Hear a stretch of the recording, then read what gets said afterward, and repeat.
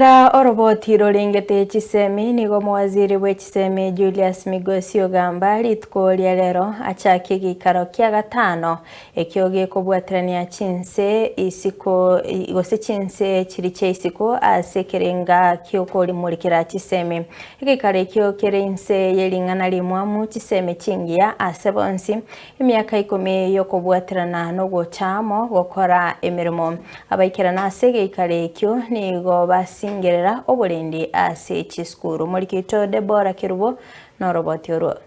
Umuwaziri bw'ekisemi Julius Migosi ogamba rituko ria rero nigachakie gikaro kia gatano ekio gikobwaterania chinse chesiko g'ekisemi egikaro ekio kereinse yeringana limwe mu chisemi chingi ase bonsi emyaka 10 yokobwaterana no gochamo gokora emirimo egikaro ekio nigo kiarenta abawaziri abawakilishi ba Africa Union na United Nations amo nabarai ao asenkwana ya Migosi nigo aenekio obulendi obuyagochia ase chiskuru aborokia amona aborokiwa. A commitment is only powerful if it translates into protection, and action is only meaningful if it safeguards the future of our children. In Kenya, we are working tirelessly to interpret the principles of the Safe Schools Declaration across our education and security frameworks.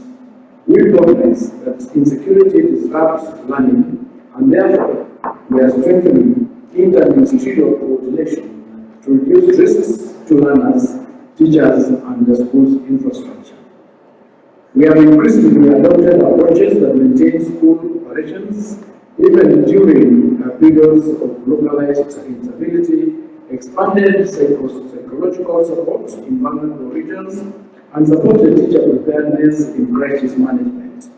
These efforts affirm our belief that learning must never be suspended, even in the face of adversity. Omonene bw'abawaziri nabo igomo waziri bw'amangana y'echinse chesiko Musalia Mudavadi uyu ikerana ase gikaro ekio nigaegerera chisemi asaene kio obulendi obonene gochia ase chiskuru nakoenekia ng'aborokiwa mbanyora maegerio batali na tangu ende yonsi. It is our responsibility as the current generation and leaders to safeguard the next generation, ensure their protection and continuity of progress. With this awareness, Kenya remains firmly committed to the Safe Schools Declaration. We have begun integrating its principles into education and national security frameworks, enhancing coordination between the ministries responsible for education, interior, and security to mitigate risks in vulnerable regions. The government is enhancing teacher preparedness for crisis situations, strengthening psychosocial support, and ensuring continued access to learning in conflict-affected areas or counties.